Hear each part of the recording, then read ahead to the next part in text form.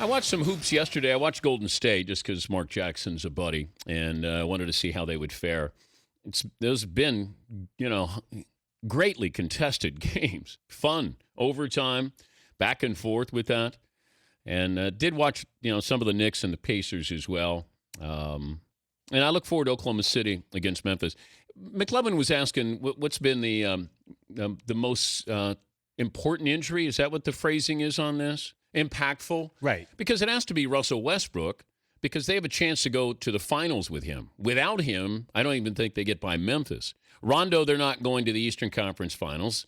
Kobe getting injured. Lakers aren't going anywhere.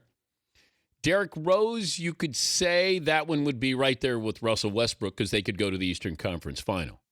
But I would think Oklahoma City would be going to the NBA Finals. Let's ask Chris Mannix, who covers the NBA for Sports Illustrated. Most impactful injury out of those guys is who? No, I agree with you, Dan. It's Russell Westbrook. I mean, he opened up the entire Western Conference field when he got hurt. Now you have teams like Memphis, San Antonio, even Golden State, if they can pull this off, feeling they can legitimately get to the NBA Finals. Rose, I don't think even with Rose, I don't think they would have gotten past Miami in this round. Rondo, you can never count Boston out because they continue to defy odds every single year. Kobe, they weren't going anywhere anyway. It's Westbrook without question. Well, so with Kobe, they're not going anywhere. D. Rose, Eastern Conference Final, do you think, if he was healthy? Yeah, because it would have shaken up the seeding. I think if they had still wound up in this spot, they still would have lost to Miami in this situation. Look, 2011, Rose's MVP year, they got beat by Miami in the conference finals with Rose playing his best basketball. Now, they're a more mature team. Noah, Gibson, and the like are certainly have grown up as players, but they still are a team, I think, that is just a notch below where Miami is. And this Miami team right now, they're playing better than they were 2 years ago. So I think even if Derek had been in the lineup and been at full strength, it would have been a close series. It might have even gone 7 games, but I still would favor Miami.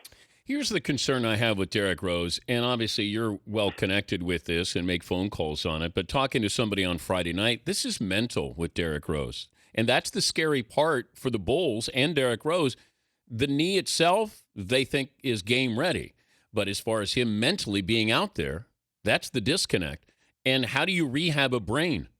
The mental, hurdle here. Yeah, well, he's got to get out there, and he's got to try. And it is, in a lot of ways, like Groundhog's Day, Dan, because we seem to keep talking about Derrick Rose and when he's going to come back. And I get people that are mad at the media and mad at me for reporting on it whenever we do. But we have to, because as long as he continues to lift himself as day-to-day, Yep. And as long as the Bulls refuse to rule him out, we're talking about the 2011 NBA MVP. But Chris, why don't the Bulls just say you're not going to be cleared here? You're not playing. Well, Dan, have you met Tom Thibodeau? The guy would play, Derrick Rose if he came out of a coma and he could give him 5 minutes. The guy, he's running out of bodies out there. Look, I'm just as concerned with Luol Deng possibly playing at this point as I am with Derrick Rose. Luol Deng has dropped 15 pounds as a result of that spinal tap gone bad. He can barely stand up half the time, but the second he's ready to give the Bulls 10 minutes, he's probably going to be trotted out there to play. It's just not in Chicago's philosophy. It's not in their mindset to rest guys or sit guys when they might physically be able to play. So, but is that part of the problem, though, that if you're Derrick Rose, how do you trust these guys with that mindset of just go out there and play, we'll deal with the ramifications later? Yeah, it's a valid point, but I think in Derrick's case, I think they'd put him on a very strict minutes limit. I think they absolutely would not push him as far as they might push somebody else, whether it's 15 minutes a game or less. Who knows? I think with Derrick, though, it goes back to the mental aspect. I think the second he gets on that floor and makes his first cut and draws his first contact, he is going to feel 100% better about his situation. But you heard what Rajon Rondo said recently, and I think that sums up what every player who's had that type of injury feels across the league and across sports in the sense of what's your biggest fear about having this type of injury. And Rondo said doing it again. And I think that every player who has this type of injury has that same sense of dread. He's Chris Mannix from Sports Illustrated joining us, Dan Patrick Show. This Sacramento Kings relocation story, this is fascinating here. Now, I'm going to – maybe you can fill in the gray area here. The Maloof brothers – don't want to sell or keep the team in Sacramento. They can make more if it goes to Seattle. Is that right? That's true. If they sold their share, it would be roughly $60 million more that they would make for it. Okay, now who's going to decide? What if they don't want to sell, to accept the bid for the team to stay in Sacramento? Then what happens? Then we have no idea, because this is uncharted territory right now, because the NBA can't necessarily make the Maloofs sell. They can prevent them from selling their minority shares to a Seattle group, which would essentially be waiting around like vultures for Sacramento to fail so they can apply for relocation again. Any minority shares in the NBA have to be approved by the NBA's, all the NBA's owners. The same as if a majority share was sold. You have to approve that minority share. So the Maloofs, they may not be able to sell to that Sacramento group, but there's nothing that I've heard that would force the Maloofs to sell the team at all if they decide to keep them. And the Maloofs could say, all right, I want this Sacramento Arena deal done. I don't want to sell the team, but I want the building. But look, Dan, this is like Art Modell in Cleveland type of stuff right now with Maloofs in Sacramento. I mean, that is just a bad relationship between them and the town. So, if they just refuse to sell, I would imagine that the NBA and David Stern would apply as much pressure as is humanly possible to get them to rid themselves of this team, because I don't see any tenable situation where the Maloofs go back to Sacramento and decide to remain as owners. One final thought here. It has to do with Chris Paul staying in Los Angeles. And there was a report that he wants an African-American to be the head coach of the Clippers. You believe that story?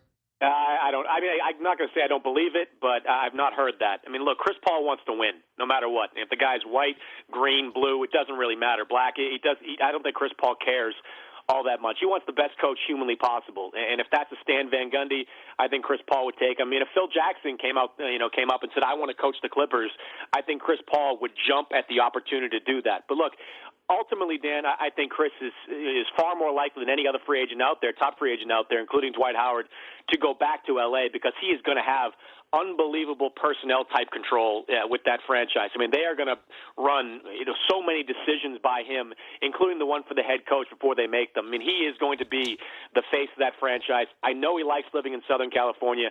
I know his family is comfortable there. I'd really be shocked if Chris Paul doesn't wind up back there. We're inching closer to that July 1st deadline with Dwight Howard. At what point do we start to read the tea leaves here of what's going to happen with him? I think you wait. I mean, I think you wait at least another month. I mean, I think you have to get into June. I think you might even have to get past the draft to see what the Lakers do there. I honestly believe, and I've spoken to sources, that I know around Dwight Howard, close friends of his, that say he's doing exactly what he said he was going to do. He's unplugging from all this. He's not really giving much consideration to his free agent status. He's really waiting and seeing how he feels once the dust settles. And I think it's a smart play, Dan, from a guy that's made zero smart plays in the last 2 years. I mean, he's giving himself some room to free himself from the emotion of the moment and not make any kind of rash decisions based on the disappointing end to the season. I think there's a lot of decisions that need to be made in L.A., personnel decisions with respect to who they're going to amnesty, if they're going to amnesty anybody. Obviously, the coach is a big decision to make going forward. From what I'm told from people that talk to Dwight regularly, that he is just stepping back and waiting to see what happens over this next month or so before he starts to really consider making a decision. Here's your name for the Clippers, Nate McMillan.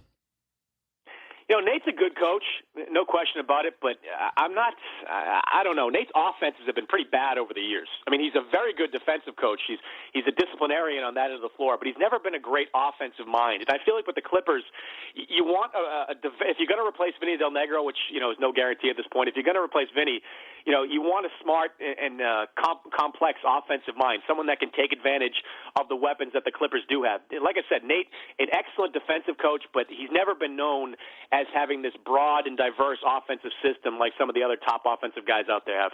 Just it was rhetorical. I've just thrown that out there. I'm giving you my thoughts on it, Dan. Just a name to keep an eye on. That's all. By the way, Dan, let me offer one more thought on Sacramento and why I don't think this hostile takeover, which is going on with the Ballmer Group, is going to happen. The NBA made it perfectly clear with how they handled the New Orleans situation that they have zero desire to move teams. I mean, they put $300 million of their own money into that situation. They could have had an ownership group from afar, from another city, come in and buy that team and move them. They didn't do it. They waited until Tom Benson came up with the money to do it, and they kept that team there. When New Orleans didn't have half the history or half the viability as a market as a city like Sacramento does. I, honest to God, would be stunned if this move by the Seattle group and then the Maloofs actually works and somehow they find a way to get that team to Seattle. Thank you, Chris. You got it, Dan. Chris Mannix, Sports Illustrated.